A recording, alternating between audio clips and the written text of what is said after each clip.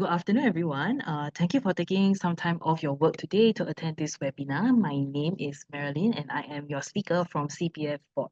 Okay, so today we are happy to collaborate with NTUC UFSE to bring you this webinar on the CPF changes for platform workers. And I believe many of you, if not most of you, are aware of the changes that have already taken place. But for those of you who are in the mandatory cohort, you would already seen your first contributions into your CPF accounts for January. But for those of you who are not part of the mandatory cohort or is considering whether to opt in or have already opted in but wish to understand better how these contributions work, right? This webinar is for you. But before I go into the content proper, a quick introduction to my webinar panelists today. So as I mentioned, I have Tai Wei here representing NTUC UFSE, and he will be my co-speaker for today. Additionally, we have also received feedback from the ground, questions about how are your taxes being affected upon these changes, or perhaps have some policy-related questions that you wish to clarify. Hence, we have also invited our IRAS and MON colleagues here today as part of our Q&A panel. So if you have any tax-related or policy-related questions, please feel free to share them with us. Our Q&A panelists will try our best to answer them. Okay, so some admin methods. The Zoom chat will only be used to broadcast messages. So I mean, some of you might have realized that you are unable to type anything. Because that is a platform for us to share with you important messages as well as helpful links throughout this session. But if you have any questions along the way, please use the Q&A button below. You will see this Zoom menu bar below. If you're on your phone, please take note that not to share your personal details when you submit your questions, okay? And then once you submit, our Q&A panelists will answer them during the Q&A session later. So with that said, let's kickstart today's webinar. So first, how do you know if you are a platform worker? Well, you are a platform worker if you are providing a ride-hail or delivery services through a platform operator. So some examples of platform operators include like Grab, Foodpanda, or even Zik. So these are very familiar brands or familiar platform operators that you see around. So if you fit both criteria, you are considered a platform worker, or for short, we call them PW lah. So I will use PW for the rest of the session. And for platform operators, we will be calling them PO for short. Okay, so before I continue, I would just like to get a quick sensing on the profile of today's participants. I'm curious, how many of you here today are private hire driver, or maybe you're a taxi driver or delivery worker for these platform operators? So my colleague has just launched a Zoom poll. You should see it on your screen right now. Hopefully I can see the responses coming in.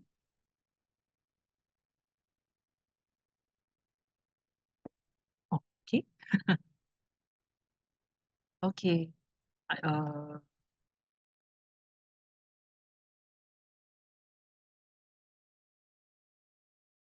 Okay, I see the results are in. Okay, so majority of you here are private hire drivers. Okay, that's interesting. Okay, so hopefully from today's session, all of you have a better idea on how your CPF contributions are being calculated. Especially for private hire driver, I know you do work for multiple platforms.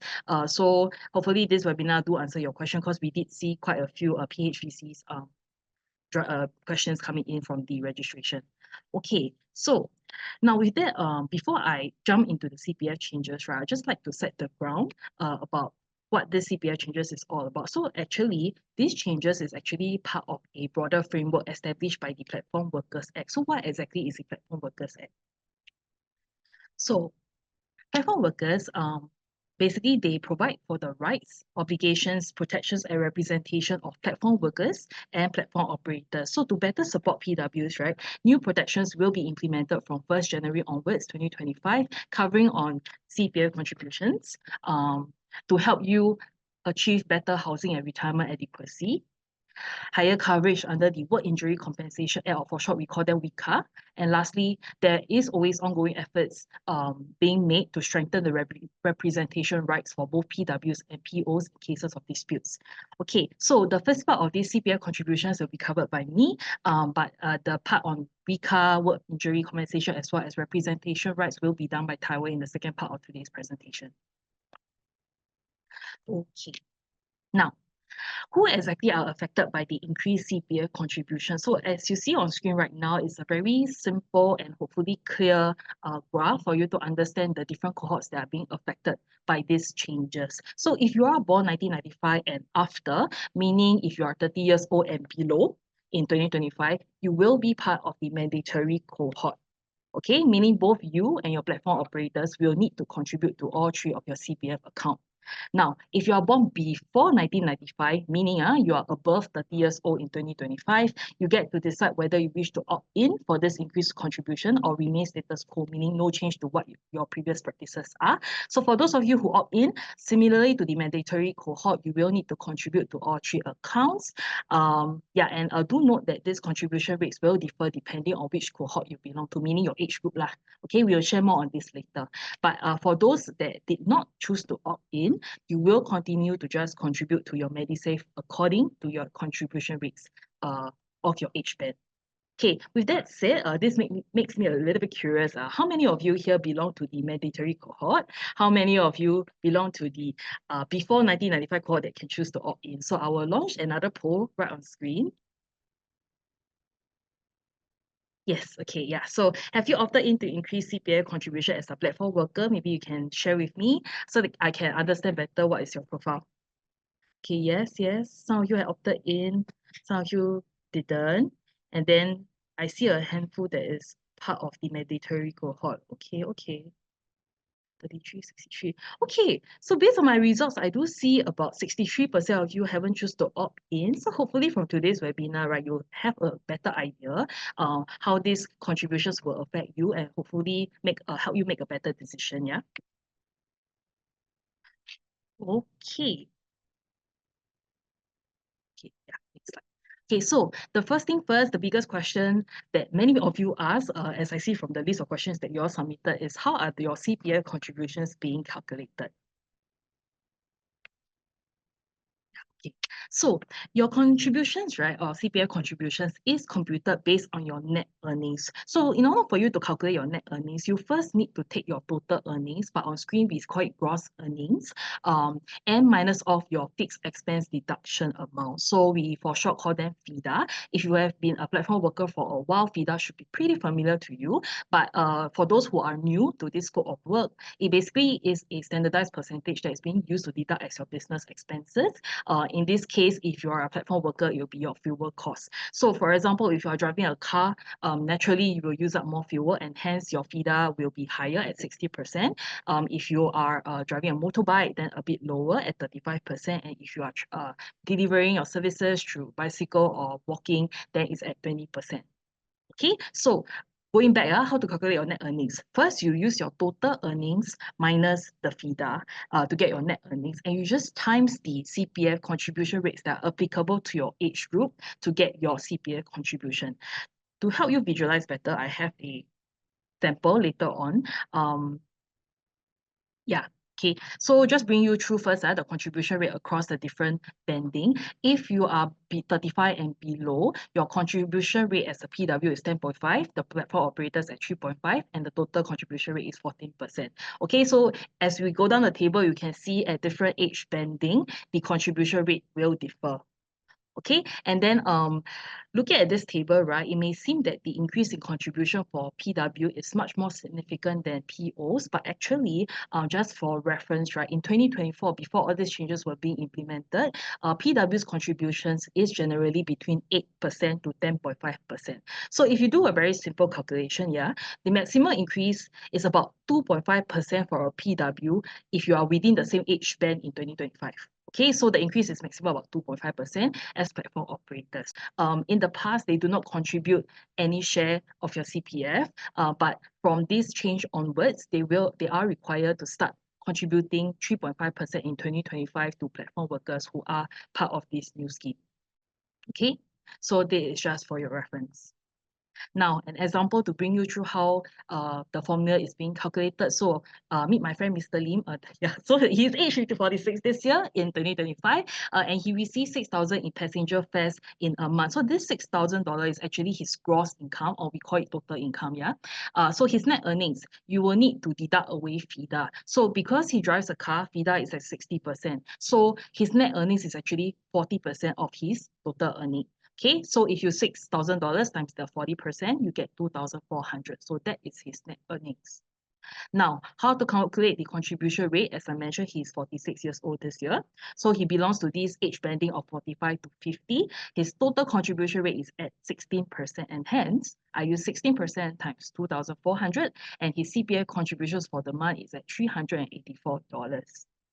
Okay, and then if you look to the middle part of the table, there is a PW and PO share. So for PW, he is supposed to contribute 12.5. His platform operator is supposed to contribute 3.5%. So if you break it down, he contributes $300. His platform operator will contribute $84 to add up to the total of 384.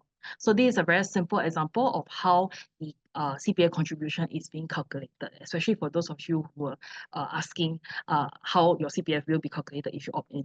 Okay.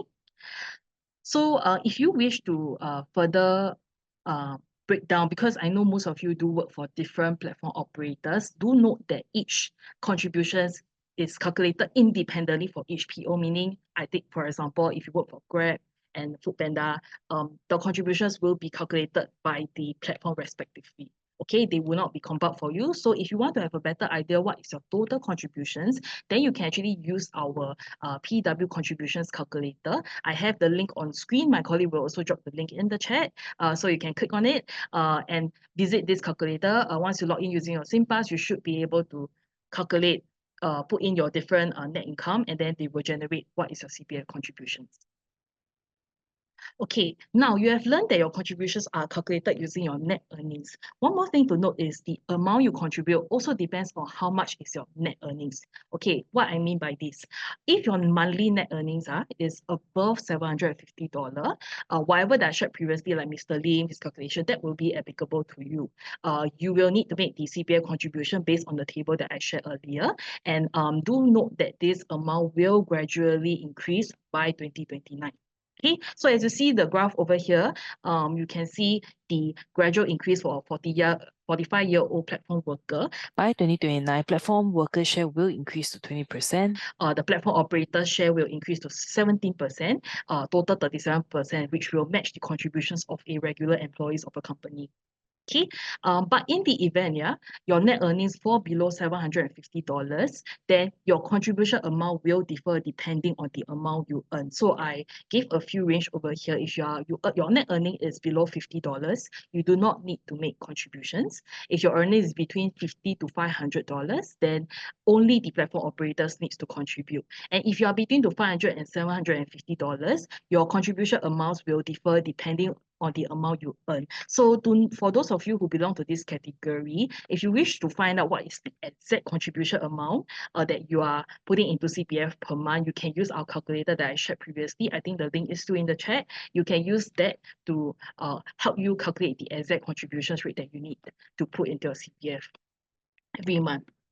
Okay. Now, this is just an example. I won't go too much in it. Something that I think I missed out earlier is that do note that for all these contributions, right, as a PW, it will be made through your platform operators. You no longer need to self-contribute as a PW, meaning you don't need to put in the money yourself. Your platform operators will do it on your behalf. Okay. Now, I will just share more about the allocation because I did see some questions on this as well. What is the allocation amount of your contribution across the 3 accounts? If you are below 55, your 3 accounts will be OA, MA, SA, ordinary account, MediSave account, special account. If you are above 55, then your 3 accounts will be your ordinary account, MA, MediSave account, and then retirement account. So generally, right, the allocation rate across your account will differ by age. So if you really want to figure out what is the allocation rate for your age group, I think I'll drop in another link in the chat because the table is quite big. I didn't want to put it into the slide because it will be too content heavy, but if you click on the link, you will be taken to this PDF showing the contribution or allocation rate across your account in PDF. Okay, so this allocation we will update every year. So this is the copy for 2025. Okay, so to help you bring through how does this allocation take place, I will just show an example. Okay, so Mr. Lim again, he has his net earnings of $1,600, right? So in 2025, he is 46 years old. So his CPF contributions, right, is at 16%, so $256. By this one, something I mentioned earlier, by 2029, he needs to contribute 592. Okay. So looking at this very nice diagram, in 2029, Mr. Lim is expected to contribute about 20%, which is about $320. His platform operator is supposed to contribute $272, which is at 17%, total 37%. Then how it's being split across the 3 accounts for his age banding, the allocation rate is 19% to OA, 8% to SA, 10% to MA. As I mentioned earlier, this percentage will vary depending on your age group. So this is just an example for someone that is age 46. Okay, so this is how it's being allocated. The total amount will be divided across the 3 accounts as such. All right. Now, how about those who did not opt in? I did realize that about 63% of you of our audience today did not opt in. So in your case, if you did not opt in, there is no change to current practice of how you contribute to your MediSave. Okay, so you will continue to make CPF contributions, but you will not receive the platform operator share of contributions. So as per the current practice, you will continue to make CPF contributions to your MediSave only, unlike the opt-in or mandatory cohort. Their CPF contributions will be allocated across all 3 accounts. For those who did not opt in, just MediSave.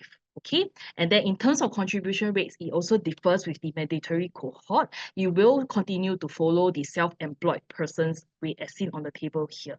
So also sorted by age band, above 50, you are supposed to contribute at least 10.5% of your income or your net income to CPF into your MediSave.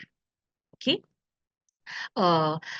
But similarly, right, one thing to note is if your net earnings is between 500 to 750, as I mentioned earlier, for those lower income PWs, your contribution rate will be reduced. But to find out exactly how much is being reduced, do use our PW contributions calculator. Okay, next thing to note is PWs do not need to make your CPF contributions to their MediSave basically on your own. Something that I mentioned earlier for mandatory opt-in cohorts, same thing applies to non-opt-in cohort as well. No longer there is a need for you to self-contribute. Your platform operators will contribute to your MediSave on your behalf. Okay, so instead of the annual contributions you make per year, now your contribution is made by your operators into your accounts monthly. Okay, so that is the key difference from what has been changed from past practices and today. Okay. Now, this is just another example to better illustrate how your CPF contributions are calculated if you did not opt in. Okay, using the same formula to calculate the net income, so gross earnings minus FIDA, that will be your net earnings, times the CPF rates applicable. Do take note, this CPF rates is referring to the SEP contribution rates, yeah, not the one that I shared earlier, the PWPO share. Okay, so for example, Mr. Lee, he did not opt in. He is 46 years old this year. He received a $4,000 in passenger fares in a month. $4,000 is his gross earnings / total earnings, yeah. And then minus FIDA at 60%, his net earnings is $1,600. Because he is 46, his contribution rate is at 10%. So he is expected to contribute $160 CPF contributions to his MediSave account and only to MediSave account. Okay, now this is also questions that we did receive about what if you are a PW but you do part-time side gigs as well. For example, you give tuition, you could be a freelance designer or maybe a real estate agent, for example. Or maybe you are a taxi driver, you are entitled or you are allowed to do street hails and you are able to also use platforms as well. So how does this contribution affect you? Okay, so to guide you through, I'll just use this example, Mr. Tan. A lot of friends today. So Mr. Tan, he teaches private tuition. He's a tuition teacher. After classes, he will take his spare time to drive his his car to get some platform workers earnings. Okay, or meaning try to get some platform earnings lah. So he worked as a part-time private hire driver. So this is his breakdown of his earning for the month. For platform bookings, he earns about $1,600 per month. In terms of tuition, he earns 18,000 a year. Okay, so this is, let's say, only in 2025, yeah. So how is his contributions going to be calculated? First thing to note is Mr. Tan's platform earnings and tuition earnings will be calculated separately. So for Mr. Tan's private here earnings, meaning the earnings he get through the platform, yeah, he has, and if he decided to opt in for CPF contributions, he will use the formula that I shared earlier, which is the net income times his contribution rate, right? His share of CPF contributions and PO share will come together and be allocated across all three accounts. If he did not opt in, then something that I shared previously is he will just take the contribution rate of the SCP. He will contribute that to his MediSave account only. Okay, so looking at the infographic on screen, if he opt in, his contribution will be across the three accounts. If he did not opt in, 160 goes straight to his MediSave account. Okay, but for self-employed earnings, it's being calculated differently. Instead of monthly, like platform earnings, right, it will be calculated per year. Okay, so 18,000 is what he earned per year. He will need to multiply this 18,000 by the contribution rate of 10%, which is the SEP contribution rate, and then contribute 1,800 to his MediSave only. Okay, so just key difference, platform earnings is contributed by platform operators on your behalf. If you have any additional self-employed earnings like tuition, real estate earnings, profits, or even let's say you are a taxi driver, yeah, even though the job is the same, you do bring passenger around, but you do on different platform, meaning you take street hails and you take platform, like you use Grab or use Zig, yeah, to get passengers. The platform earnings will be calculated like in the table in blue, but your straight here earnings will be calculated under self-employed earnings. So hope this actually clarify the confusion between how these two different earnings are being calculated. If you have any more questions or wish to clarify further, you can use the Q&A button to ask and clarify, and we will try to explain properly or clearer to you later on. Okay. Now, moving on to the big question then, should you opt in? So I think the main point of this webinar is to really help everyone understand the changes better, and hopefully it will help you make the decision. So just note that for those who chose to opt in, about I think just now 47% of you or 37% of you, yeah, the decision will be permanent and irreversible. But there is no deadline to opt in. So take your time to think about it before you decide whether you want to opt in or not. Once you have decided to opt in, it will be applicable across all platform work. So some of you may ask, what are the benefits of opting in? Just to share generally, if you decide to opt in, the increased CPF contribution will help you in your housing adequacy because you are contributing to other CPF accounts like your OA. Also help you improve your retirement adequacy because you're making contributions to your RASA, etc. Okay, compared to just MA in the past. Okay, so this is the benefit. Secondly, on top of these benefits, you are also getting the PO share of contributions. Okay, so in the meantime, before I dive into benefits of opting in, you can also use the link that we have dropped in the chat, or you can see the short link on screen right now, cpf.gov.sg/pw opt-in form. You can access our opt-in form. From there, you can decide whether you want to opt in or not. Okay, so this is a side-by-side comparison of the contribution rates for those who opt in and didn't opt in 2025. Okay, so for those of you belonging to the mandatory cohort or chose to opt in, if you are below 60 years old, just to reiterate a point that I highlighted earlier, your contribution or your share of contributions will increase from 2025 to 2029. Okay, so but comparing to your past contributions, yeah, there is generally an increase, about a 2.5% increase. For those of you who are above 70, then your contribution rates actually drop.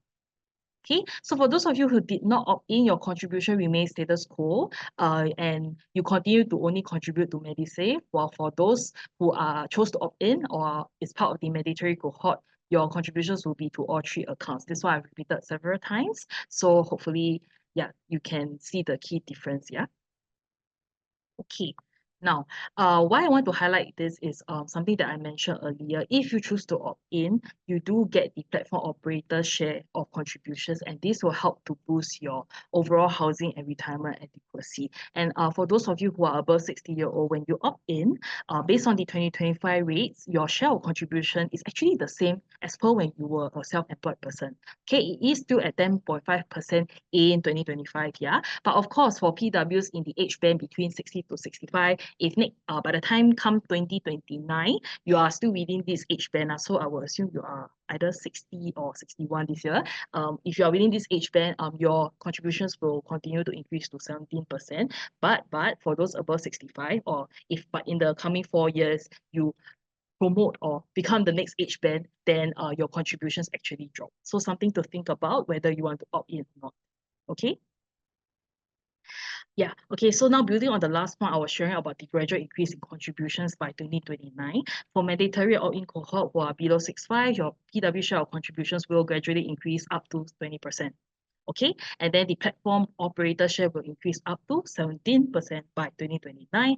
So something to consider for those 65 years old and above, your contributions actually decrease if you opt in. And in addition, you also get the platform operator share of contribution. So if you wish to supplement your CPF savings for retirement, opting in could be beneficial for you.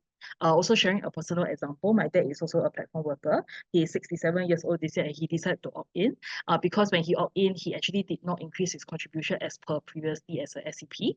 But on top of that, he gets the platform operator share and he can use that because he's still financing his housing mortgage. The additional contributions to his OA is actually beneficial for him. So I think one of you did ask that you are still paying your housing mortgage is actually very tiring or it's actually quite challenging. So one thing to consider if you actually opt in, on top of the increased contribution from your own share, you also get the bonus from the platform operator share. So if this scenario or situation is best fit for you, maybe you can choose to opt in if you want to.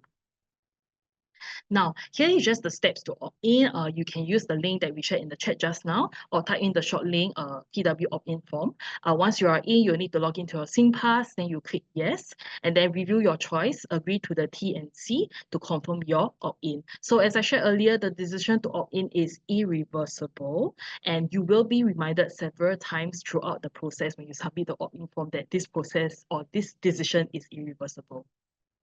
Okay, so for those of you who have just opted in and not sure whether it has been successfully processed by CPF, you can also check in your opt-in status using the opt-in status checker. Link will also be in the chat and also on my slide.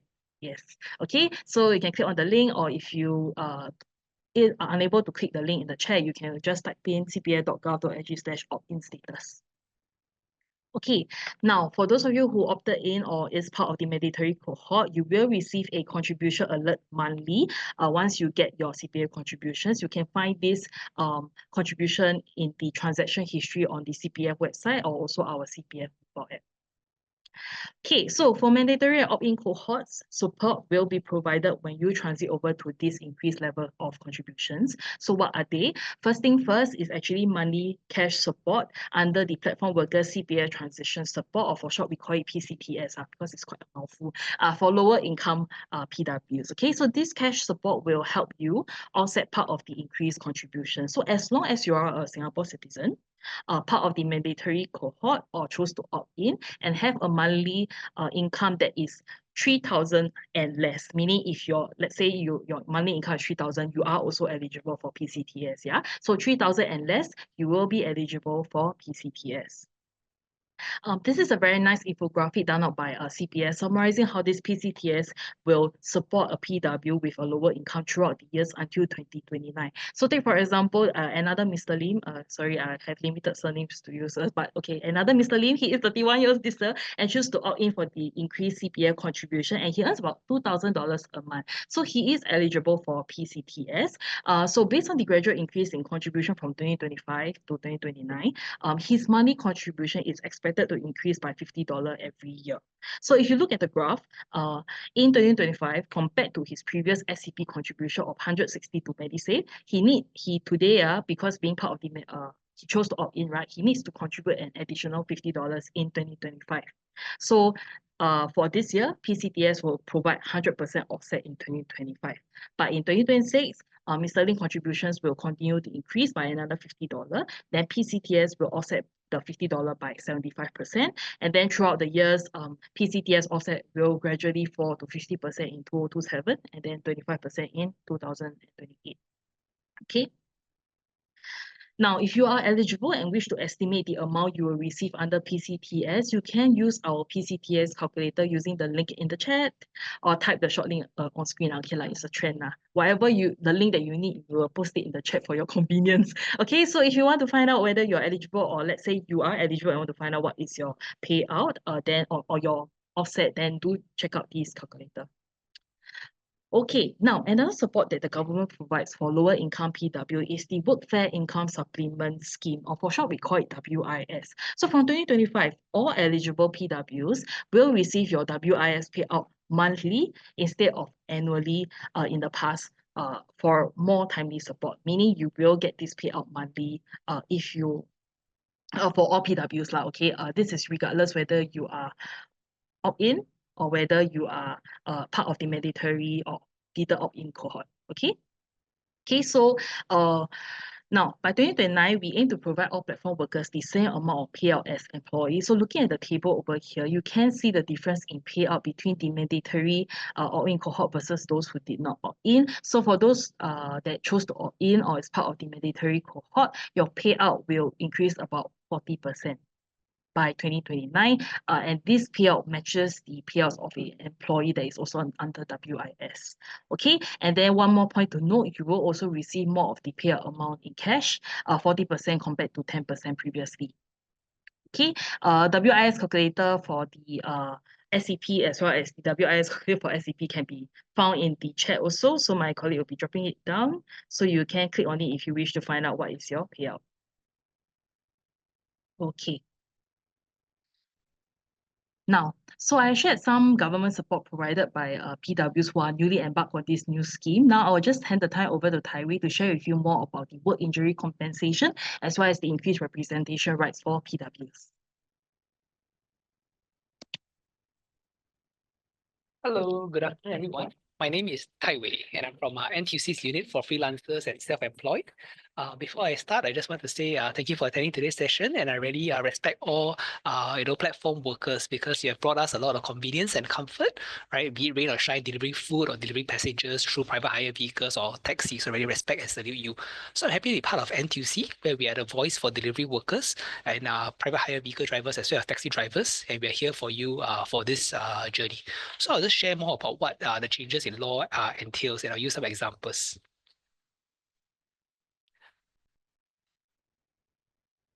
Right. So over the years, within NTUC, we feel very strongly for platform workers, and we know that platform workers do not have the same level of legal support or rights compared to employees under current laws. So we have engaged thousands of workers and to hear the concerns directly, and we have represented workers up to the tripartite level, meaning directly to government. And over the years, we've also initiated a lot of programs to uplift platform workers' wages, welfare, and work prospects. So from this screen, you see some of the talks and sessions that we have with platform workers to understand concerns directly. So one of our programs is the Work Injury Relief Scheme, because from a pool of thousands of workers, we realized that unfortunately around 1 in 3 platform workers have encountered one accident in the course of their career, their platform work career, requiring medical attention. So NTUC has stepped forward. If our member is injured, we'll go down to your house within 3 working days and give you $250 in NTUC vouchers to help give you some support to buy groceries while you get back on the feet. So we have advocated very strongly for platform workers, and we feel that changes in law are necessary to protect us better, which is why we are very happy, right, that there's a new law that has recently came in, right, is effective from 1st Jan 2025. And this photo on the screen shows how the different MOM ministers, senior minister of state, together with our NTUC MPs, platform workers and partners come together to celebrate this significant milestone. And across the world, we're probably one of the first in the world to come out with such a law. So you may be thinking, right, sounds very team, right? A lot of changes. What does it really mean to me? So I use some examples of my friend to better explain and illustrate in very simple terms what the changes in law entail. So here's my friend Ahok. He's a full-time delivery rider. Like many of us, he live in a HDB, still paying off a HDB loan, married with 2 young kids. And he earns 4,615 in gross income. I want to reiterate a term that my colleague from CPF raised just now, which is the net income after FIDA. So this is the amount that's really the important sum to take into consideration. This is so what it means is that if you earn 4,615, you're not going to be paying income tax on 4,615. The government gives a discount, a haircut. Right, and for simplicity, there's no need for receipts or anything. You just pay $3,000, your income tax on 3,000, so it's a lower amount. And for the same purpose of this, using the same method of calculation for this Platform Worker Act, we use it to compute the CPF contributions as well as the WICA contributions. So first, what does the change in law entail in terms of more legal protection? Today, NTUC has very good working relationship with all the different platforms, right? All these relationships are based on goodwill. But let's imagine this scenario that one day there's a new platform that comes online, right? And it doesn't have a good relationship with us, and it says that I do not want to talk to NTUC any further. I do not want to let NTUC represent my workers, engage in negotiations to help to improve the life and livelihoods of our workers. Then actually, the situation will be stuck. So thankfully, the government has heard our request and has changed the law. So from 1st Jan onwards, actually, NTUC can legally represent platform workers whenever there's a dispute with platform operators. What it means in a very simple term is that, let's say AHOC has a dispute with this platform operator, and in the case of AHOC, because it's a food delivery rider, NTUC can come in, represent him in talks legally, and if necessary, there's no good outcome of the talk, right? We can actually escalate this to the government, meaning to say we can go through tripartite channels to, let's say, go to the Minister of Manpower or even take the platform operator to court, right? So we're actually there to stand up for workers, to help workers get their due and what's necessary and they're eligible for. So we make sure that they are better protected. Next, on the WICA part, let's assume that AHOC is injured, right, on the job, and he has 10 days of MC. So let's recall AHOC has 10 days of MC, quite badly injured, and now from 1st Jan onwards, he's now eligible for work injury compensation. So this ensures that he can pay while he's on MC. Because he's an NTUC member, he will get additional $200 in NTUC vouchers, which I shared about earlier. So 10 days MC, remember that AHOC earns $3,000 net income a month. So with this, let's do a quick quiz, right? And I just want to poll the audience to have a sense of like how much do you think AHOC will earn, or rather not earn, or rather will benefit from the new change in law if he gets injured for 10 days.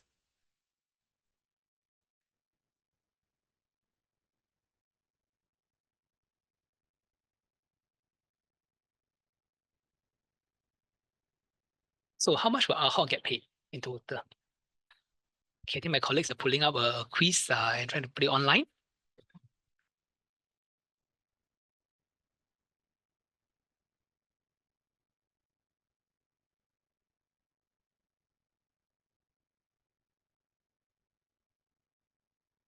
Okay, very interesting. I see that many of you have participated, and there's quite an even spread of answers. Around 40% say that the AHOC will receive 1,250, and actually that is the correct answer. So why will AHOC receive 1,250? Let me just pull this out on the slide, right?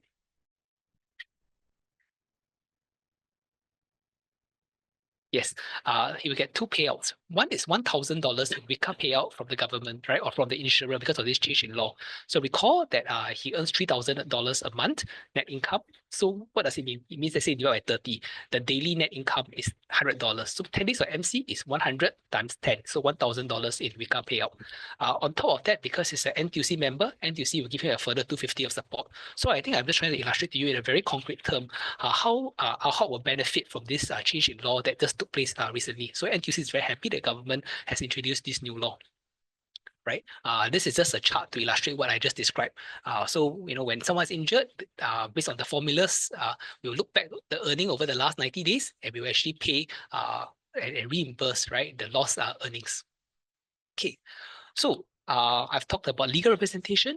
I've talked about WICA. My CPF colleagues have talked in great detail, very comprehensively about the changes that will affect platform workers.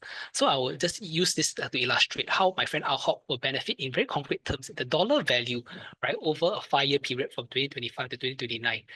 So because AHOC earns 3,000 and below, if he has opted into CPF, actually he'll receive close to 24,000 extra. So there's a lot, and it's quite a significant increase in his income. Right, and this comprised of three components. First is the platform operator CPF contributions, around 19K. Then there is PW CPF transition support, which is around 2.2, 2.3K. I think there was a question earlier in one of the chat bars about how long the scheme is for. So this PW CPF transition support, PCTS, is for 4 years, 2025 to 2028. Right, so the support to encourage you to opt in and to ease your out-of-pocket expenses. And lastly, there's also workfare income supplement, which my colleague has talked about earlier. So I was trying to put together everything to give you a sense of how workers will benefit from the change in law. Okay.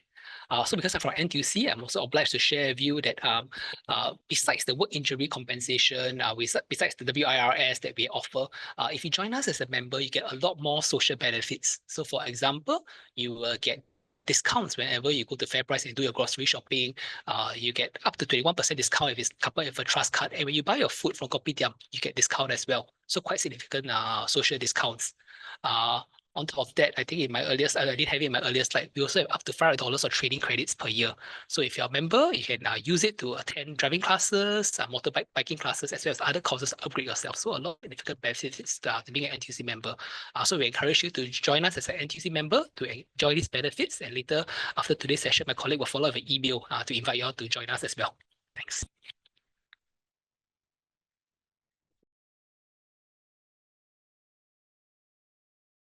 Okay, thank you, Taiwei.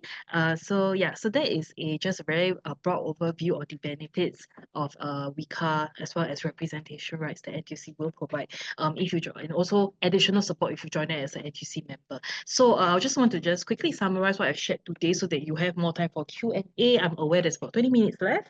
So two key difference between a platform worker and a self-employed person. So for platform earnings, your platform operator will have a record of your earnings on your respective platforms, and they will help you calculate your CPF contributions for you and credit into the CPF accounts on your behalf. So, but then if let's say you have street hail earnings or you have side gigs in terms of a self-employed person like tuition or maybe real estate, for example, then these are considered SCP earnings, and then you are required to declare your net trade income to IRAS in the following year to determine your CPF contributions. Okay, and then next thing is for contributions under platform earnings. This one I think I repeated several times, is that you no longer need to credit them yourself, but for SCP earnings, because there is no change to past processes, you will still need to self-contribute to your MediSave, be it a one-time contributions. I know some of you do gyro monthly.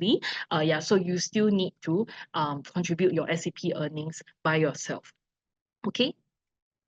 Okay, I will not go through this slide in detail, but if you wish to read this table, you can revisit this webinar because it's being recorded. It will be uploaded on our CPF YouTube channel. So if you are revisiting the content, you can pause on this slide to look at the very nice breakdown across all the different type of earnings, be it platform worker or self-employed person. This actually helps summarize what I've covered for the last 30 to 40 minutes. Okay, now, for any clarifications, or let's say if we have questions that we didn't manage to answer because we are shortly, about 20 minutes left, right? We may not be able to attend to all questions. If you have any parts of today's session you are unsure of, you can choose to write to us. So when you visit this write to us page, I think the link will be dropped in the chat box also. If it's relating to CPF contribution as a platform worker, remember to select the correct category. It will be CPF contributions for platform workers. If you are asking questions about the support the government is providing upon the changes like PCTS as well as WIS, do select the correct subcategory as well under government support. Now, that was actually my last slide. Before we move on to the Q&A, I know we have a very long list of questions that we will try our best to go through. But if you wish to stay up to date on the latest CPF changes, be it specifically towards PWs or general CPF information, you can connect with us at our social. We are on Facebook, YouTube, Instagram, Telegram, on screen. And then also, if you wish to have convenience in checking your contributions transactions by your POs, you can also download the CPF mobile app to see what is your contributions across all three accounts if you are part of mandatory opt-in and also your contributions to MediSave. Okay, if you are a fan of short form content, we are also on TikTok, so do follow us there as well. Okay, so now the part that everyone is waiting for, we will now start our Q&A session. So for those of you who still have questions, please use the Q&A button below. A friendly reminder not to submit your personal information in the Q&A platform. We will try to lump questions of similar themes together so that we can answer them in one shot and benefit a wider audience. So if you have questions relating to WICA, taxes, or the schemes, please submit your questions. Our team of experts from NTUC, IRAS, and MOM, and CPF board are here today to help answer that. Okay, so maybe I will just give like 30 seconds for those of you who are still submitting your questions, and then I will get my Q&A panelists to come on screen to answer some questions.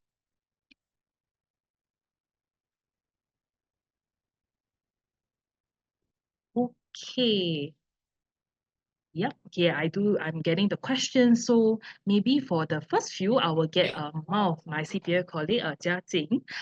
So she is a colleague from our self-employed department, and then she'll help me address some of the questions relating to the changes. Yeah. So is Jia Jing camera on? Sorry, I cannot check. Okay, Yes. okay, nice. Okay, so in this okay, so in this scheme, right, only apply to 5 years as of now. I think this one Tyree did mention. So I think for PCTS, is it only apply 5 years as of now?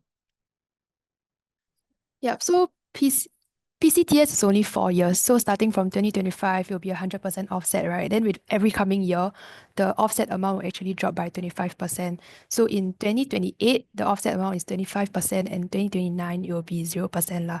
So this is to help ease the platform workers into the higher contribution rates by 2029, and then the con rates will be fixed from 2029 onwards.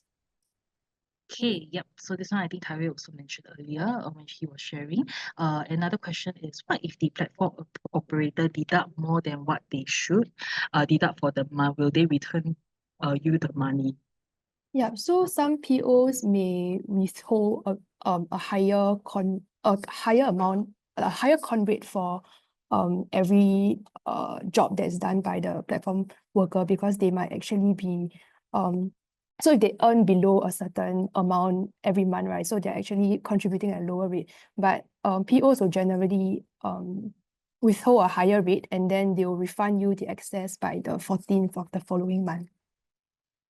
Okay, so hope this answers for those who are wondering why your platform operators are holding more money than than your supposedly contribution amount. Okay, then another question, after opt-in, whether can opt out?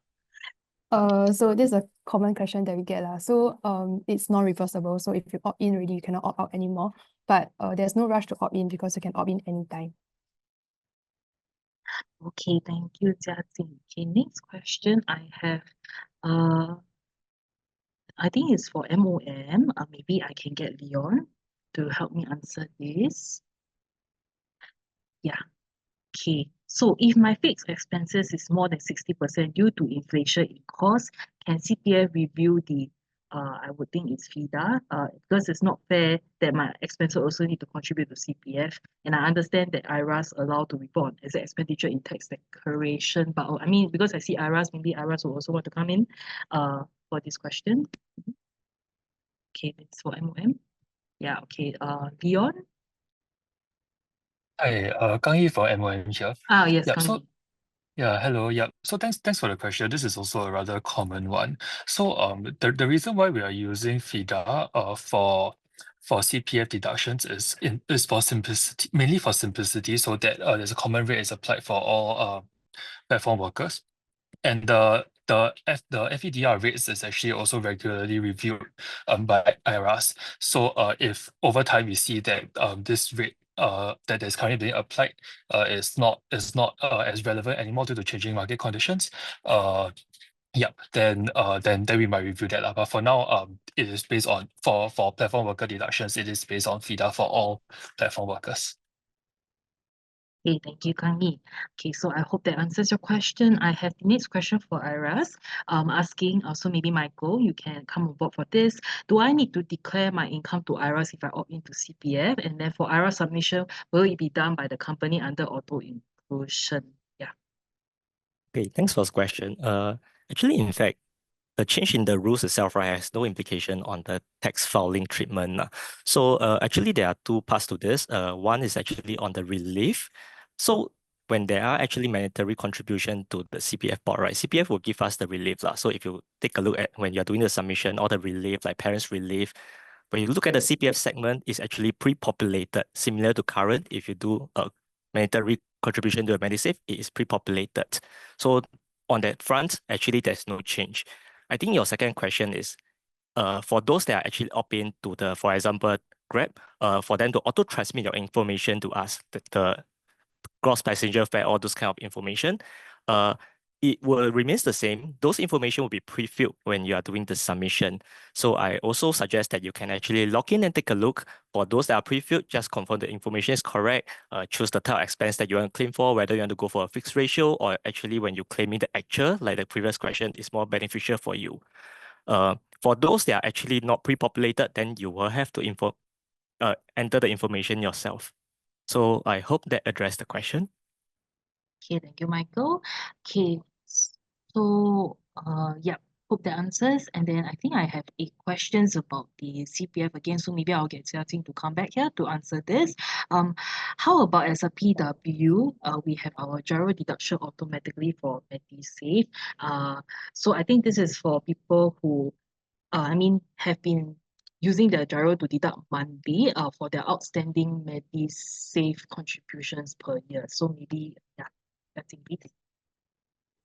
Sorry, the question is whether they will still have to pay their MediSave, is it? Yes, correct. So for your gyro deductions, right, it's for your outstanding MediSave from previous years.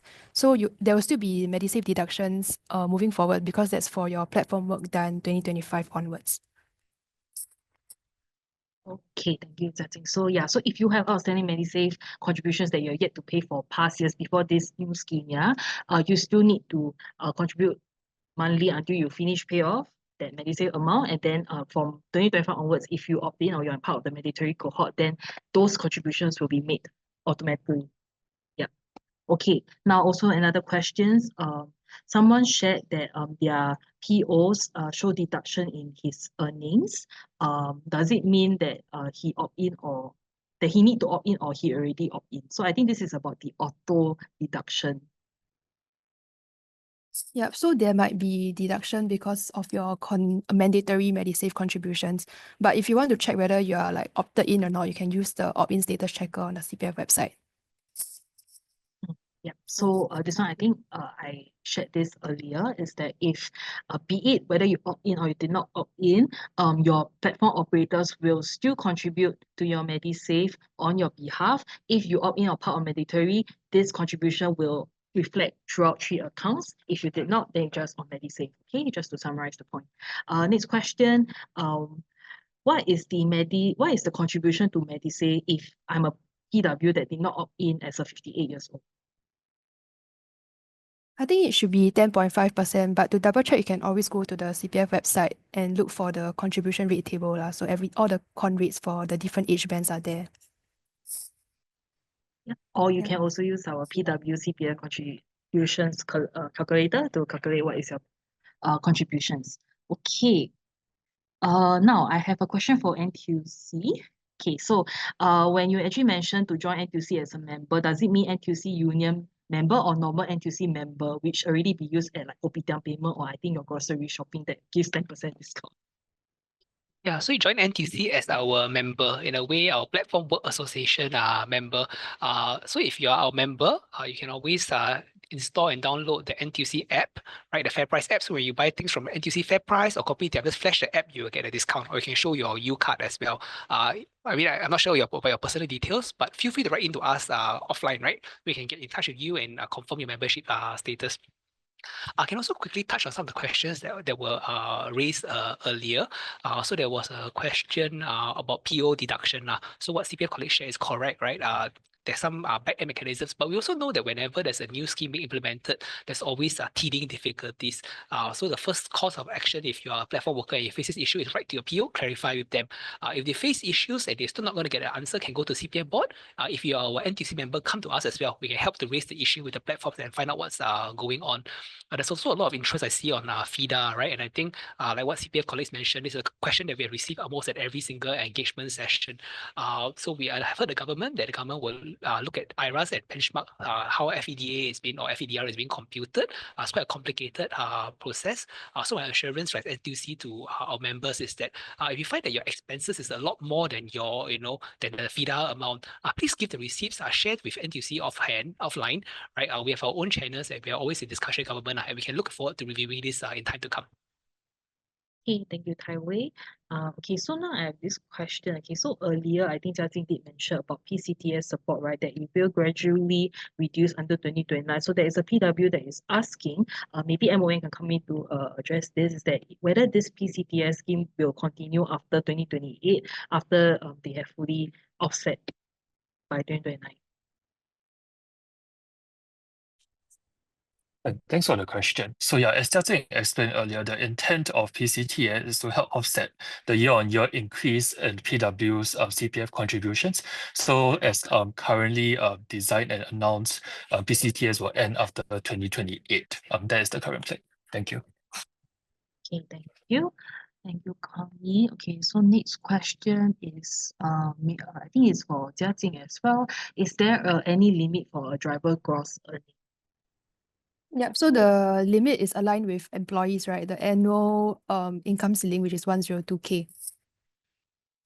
Okay, can. Okay, so now I think you can stay online. I have another questions about CPF also.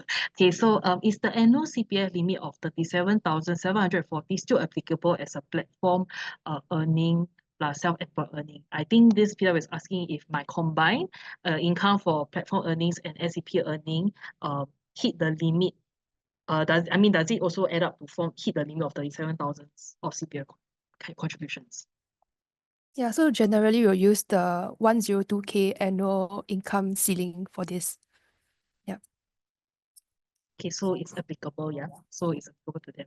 Okay, so I have another question is that someone asked, can I draw out the CPF deducted from my right job immediately as I'm past 60-year-old? Okay, this one I think I can help to answer. So if you're above 55-year-old, I think this one most of you do know, you have your RA, and then your monies will be automatically set aside to your full retirement sum. So any excess savings that is beyond your FRS, right, will be transferred over to OA, because SA, there is no SA for 55-year-old and above from 2025 onwards, right? So any excess savings, or we call it overflow from your full retirement sum, will be withdrawable from your OA.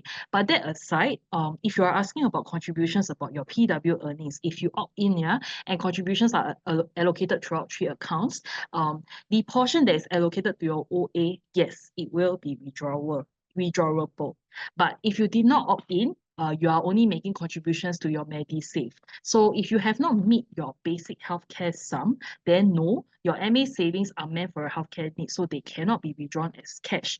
But if you are someone that managed to hit your basic healthcare sum already, and you are a self-employed, you did not opt in, and you make contributions to your MediSave every year, this overflow of BHS, your basic healthcare sum, will go to your OA, and yes, that amount is withdrawable. Okay. Yeah, so hope this answers your question, yeah? Now, when I move down, okay, another question for MOM, maybe Kang Yi, you can help to answer this as well. Is it compulsory for platform operator to provide monthly details or CPA contributions? If not, how can a private hire vehicle driver keep track? And then if yes, how to report if the POs is non-compliant or they did a wrong calculation? Yeah, thanks for the question. So I guess that if I can answer the question in a few parts. So firstly, after each job, if the PO is making deductions for PW CPF contributions on behalf of the platform worker, then this will need to be indicated in the earning results after that particular job. Also, after there's also requirements that the platform operator must provide earning slips to the platform workers, and it must be provided within within 2 months of the job being conducted. Although what we have encouraged the platform operators to do is to do so within 1 month. So based on this information that the platform operator would have provided to the platform worker can check whether what is reported is correct and tally that against the CPF statements that platform workers will receive on a monthly basis. If there's any discrepancies or if the platform worker thinks that something is wrong, as Tyree mentioned earlier, the platform worker can engage a PO to resolve these discrepancies. If there are any if that still cannot be resolved, the platform worker can always get into contact with CPF board colleagues or with NTUC colleagues to help them discuss the matter with the POs. So hope that addresses the query. Okay, thank you, Kang Yi. Okay, so I think I have a questions about PW's benefits. Can we find out more about the new medical lease and hospital claims for private hire vehicle drivers? I think this one, Leon, you can help to answer.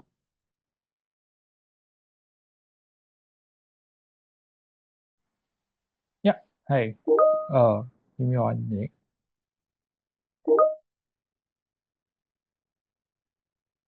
So for this one, right, so private hire vehicles, if you all have like a work injury, then yes, you all will be eligible for the this kind of like income loss compensation for medical leave as well as hospitalization leave. So you all will be eligible for the full the average daily expenses for the medical leave for up to the 14 days. And then if it's like after the 14 day, like the 15th day to the first accident, you will be eligible for 2/3 of the average daily expenses. Earnings, sorry. Then as for the compensation for hospitalization leave, you will be eligible for the full average daily earnings for up to the 60 days. And then for 61st days to the first accident, it will be the 2/3 of the average daily earnings. Okay, thank you, Leon. But I still have a couple of questions to go through. Okay, maybe I will do this. Okay, so why cut off for lower CPF contributor? Because I think this one is for MOM as well. I think Kang Yi, maybe you can come in to answer this.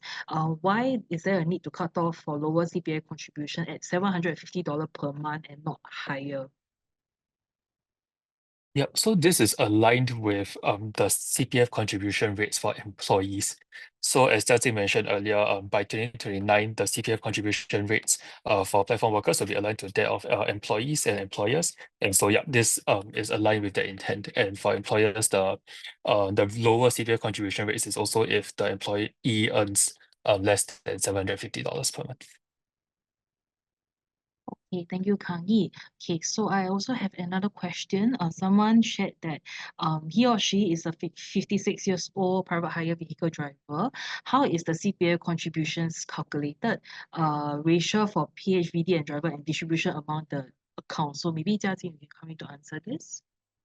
Yeah, so I think Marilyn covered this during the presentation earlier, right? So how is CPF contribution calculated? You take your gross earnings, apply the FIDA rate applicable to the form of transport that you use, and then you'll get your net earnings, and then you'll apply the applicable con rate according to your each band to your net earnings, and then that is how the CPF contribution will be calculated. You can also use the CPF contribution calculator to check whether the contributions are correct.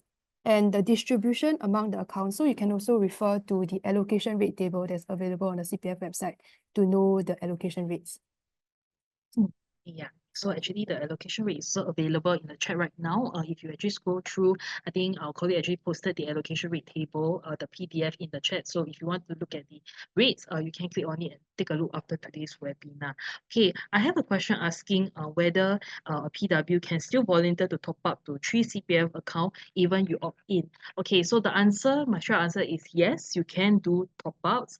Just take note, I think this one we mentioned earlier is that there is a annual limit of CPF contribution up to 37,740, and this 37,000 is a total sum inclusive of your CPF contributions, meaning if let's say you opt in the CPF contributions of all 3 accounts, on top of that your top up monies. Okay, so when both of these add up, there will be a maximum cap of $37,000 a year. So this is something to take note. So I hope this answers your question. Okay. Now, let me see what's the next questions. Okay, so maybe Jia Jing can help to answer this. PW asks whether the gross income that we talked about earlier includes the platform fees, commission fee, etc. Yep, so your gross earnings will include platform fees, commission fees, and other payments or benefits which are meant to supplement your earnings, also attract CPF contribution. So they also include in your gross income. Yep. Okay. Next question. Okay, maybe Jia Jing, you can stay on. Someone asked if he or she is a part-time private hire vehicle driver and they hold a full-time job that provides monthly CPF contributions to his or her salary. In that case, will my platform earning CPF contributions be refunded back to me at the end of the month? Yeah, so if you also have a full-time job that attracts CPF contribution, right? And then if your annual income exceeds 102K, then you can apply for a refund of anything excess, like beyond 102K. So your platform earnings that is beyond 102K, you can apply for a refund, but that will be at the end of the year.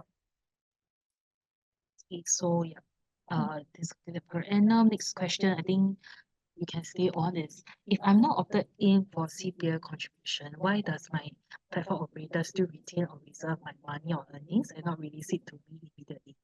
Yeah, so that could be for your mandatory MediSave contributions. Yeah, so then they will help you credit it to your CPF accounts every month. Yeah. Okay, can.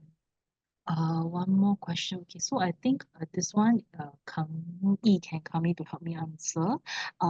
Why cut? I think so. I have been answered already. Okay. Next question. Okay, not Kang Yi. Sorry. I think Jia Jing again. What if I still have outstanding CPF MediSave saving or MediSave contribution prior to the implementation of this new scheme? How will that complicate the contributions if I opt in? Yeah, so if you have outstanding MediSave contributions, right, then you will most likely be paying that off through the installment plan via GIRO every month. So then you'll continue paying that until you clear your outstanding outstanding MediSave contributions. And then your current MediSave contributions for platform work done 2025 onwards will be deducted automatically by your PO and credited to your CPF accounts. Okay, thank you, Jia Jing. I think you can just stay on for the next few questions. Yeah. Someone asked, currently I'm contributing to MediSave through installment by GIRO. Will it stop deduction for last year's contribution automatically? Once all in requires to inform when I think inform the operator when is the last day of deduction.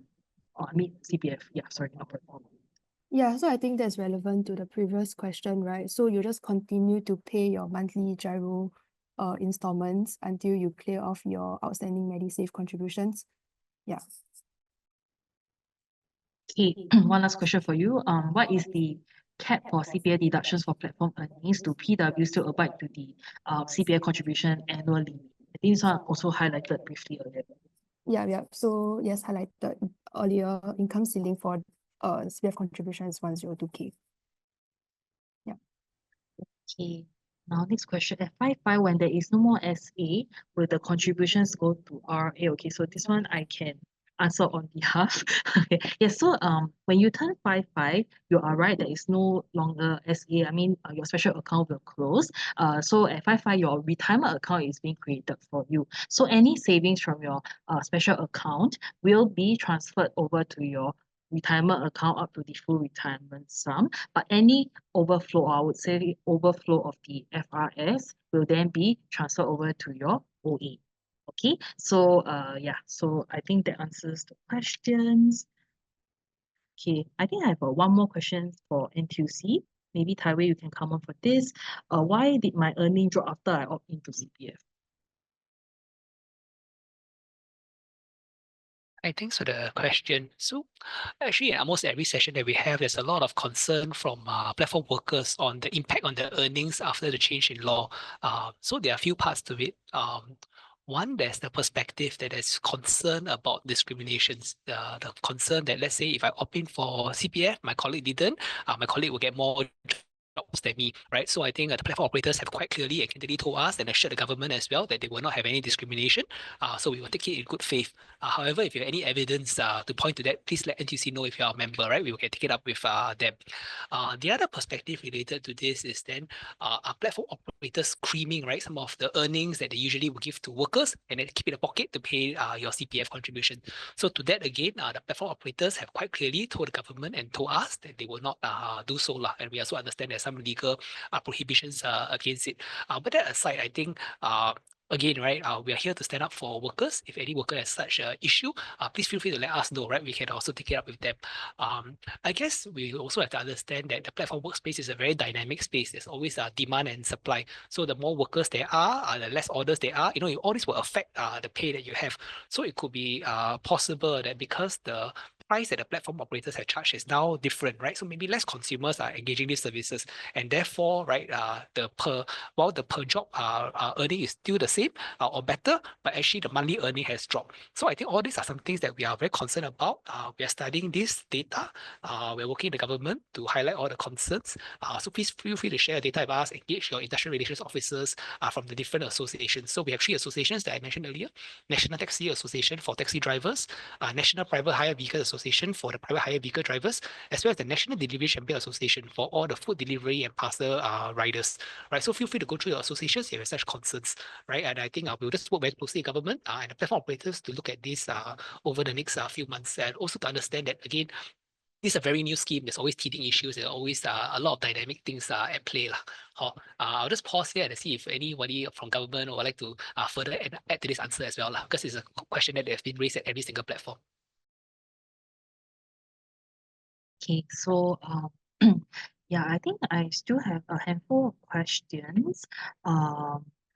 Yeah, okay, so maybe I think for this question, Leon can help me address this. Someone asked, when will the platform operator release the WeCar payment to us? Yeah, hi. So it depends on the components of the compensation. So for example, income loss compensation will be dispersed within 2 to 4 weeks of the platform worker submission of the MC. Then this will be depending on the submission date. And then the lump sum compensation will be dispersed within 3 weeks after the PI percentage has been determined. Okay, thank you, Leon. Next question is, how do I go about declaring? Should I declare as a platform worker in my tax filing form? Yeah, that one I think, Michael, you can help me answer. Sure, thanks for the question. Yes, when you are doing the submission, right, when you're declaring the income, actually, for different category of income, you have to report differently. So for example, if you are someone actually doing a PHC for a certain amount of time and also delivery work for another period of time, then you have to submit in 2 different blocks. One block is under the taxi private hire car, and the other block is actually under the delivery riders. So you have to actually segregate them during your submission. Okay, thank you, Michael. Okay, that's the question on filing taxes. Okay, I have, I think, a questions about the scheme. Maybe Kang can come in, but I think this one, Tai Wei did briefly mention when she was sharing earlier. I think someone asked, will the platforms be increasing their fees and passing on their incurred cost CPF contributions to PW's earnings? And how do we know it's fairly contributed? So maybe for MOM side, you want to share your side also? Yeah, sure. So actually, there are provisions under the CPF Act that prohibits platform operators from recovering the cost for increased CPF contributions from the platform workers' earnings. So this is actually similar to protections that have been put in place for employers, and so platform workers can be assured that the platform operators won't be deducting their earnings as a result of this. I guess, but what is answered in the question is also that actually perhaps some of these costs could be passed on to consumers. And I guess from our survey findings, from our engagement with the ground, we have consumers have feedback that they are actually prepared to pay a bit more for platform services in order to provide platform workers with the protections in the Platform Workers Act, like increased CPF, like workplace injury compensation, and so on. But and I guess as with any policy changes, we will need to see what happens on the ground, and so it is useful that this Platform Workers Act is being implemented in the tripartite manner, so that if platform workers have concerns, if our platform operators have concerns, the public has concerns, actually we can observe and discuss further lah, and to ensure that the platform workers' interests are well represented and well aired. Yep. Thanks. Okay, thank you, Kang Yi. Yeah, so I hope that answers your questions. I think I have one last questions. This one is also for Kang Yi. Maybe you can stay on for the last question here. How do we assure that drivers who opt in are not discriminated by getting less orders, since those who opt in will reduce platform profit? I think this one Tai Wei also mentioned, but maybe you can just reiterate to reassure these PWs. Yeah.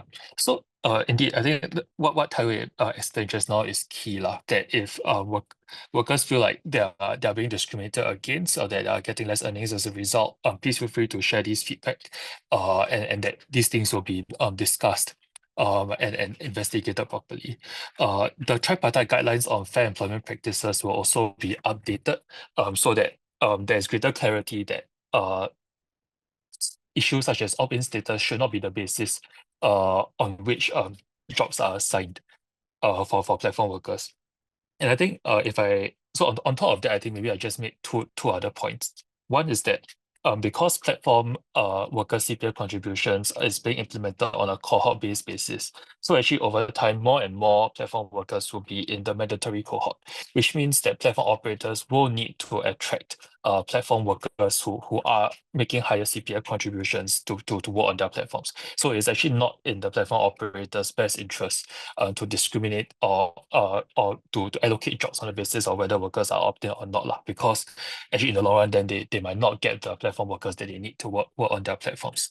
I think the other point is also that even amongst platform workers who are not in the mandatory cohort, there are multiple platforms out there, and so if word gets out that certain platforms are being somewhat discriminatory to platform workers who opt in, then actually platform workers can choose to change to other platforms. And this once again will not be in the platform operators' interest. And so actually, if platform operators take the longer view, it is in their best interest to treat platform workers fairly. And yeah, together with tripartite partners, we will monitor this and take any feedback that comes seriously. Okay, thank you, Kang Yi. I think that very nicely summarized our webinar. Okay, so that was the last question. Yeah, so if you have any other clarifications that we are unable to address today, don't worry, you can still submit your queries using the Write to Us. The link is still in the chat. If you wish to bookmark it, do so. Click on it, and then or you can just Google Write to Us CPF on Google, and then it will appear. Okay, so I would like to come to the end of the webinar. So I think we have overrun a little, but we understand these questions are key to helping you understand how these changes affect you and also influence your decision whether you want to opt in or not. But before you go, we'll seek everyone's help to share with us your feedback. So this recording will be uploaded on CPF YouTube channel. So if you, let's say you are listening on the job while you're driving through your system, and then you are listening to this talk and you wish to revisit certain parts that you have missed, you can find it on our CPF YouTube channel. Give us some time to get it uploaded. Okay. Yeah, and then appreciate you can share with us your feedback. You can use a short link cpf.gov.sg/PW talk and share with us what you think about this webinar, ways that we can improve, and then hopefully we can do better in our next one. Okay, so thank you everyone for setting aside your precious time to attend this webinar. Drive safe and yeah, have an awesome week ahead. Thank you and goodbye.